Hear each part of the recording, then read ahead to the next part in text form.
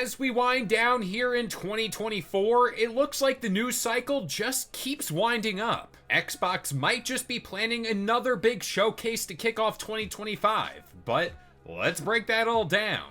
Up next. What's going on, guys? It's Kalo, and I'm here to give you the lowdown on all things gaming. And if you're new here, feel free to subscribe to this channel for weekly video game news content. Drop a like on the video, and welcome to the Level Up. So before we get into today's news, we are nearing 1,000 subscribers here on this YouTube channel. So if you're new here, feel free to subscribe because we are churning out weekly video game news content and other things in between, especially when we hit 1,000. And for those of you who do care, maybe you don't, honestly, you probably don't, but I'm going to see Sonic 3 literally in a few hours time now. I am so excited. I'm gonna do a review on it, so I'm gonna save that yap session for over the weekend.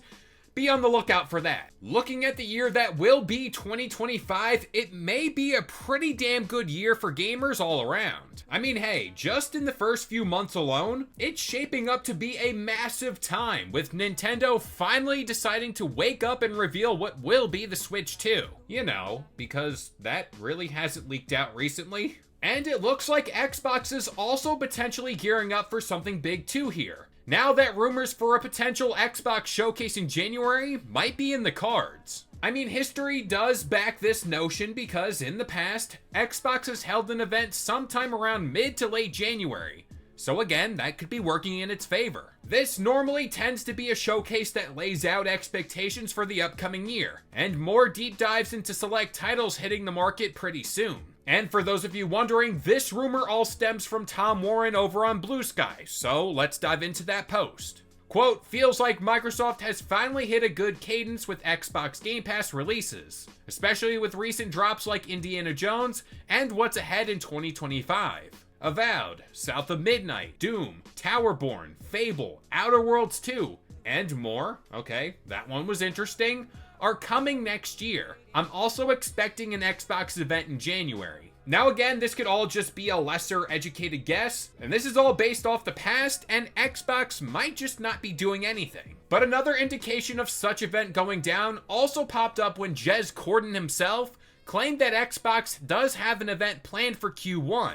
And this is also probably why Xbox was pretty damn silent at the Game Awards, mainly because they're doing their own thing next month. So at the very least, it does look like next month could be shaping up to be massive for Xbox. And what interested me more about Tom Warren's post was that "and more" bit. What could that possibly be? Could it be more unannounced titles? Maybe we finally get the Activision Blizzard backlog along with more Call of Duty games on Game Pass? Who knows? We also need to see release dates for titles we are now planning to see release in 2025.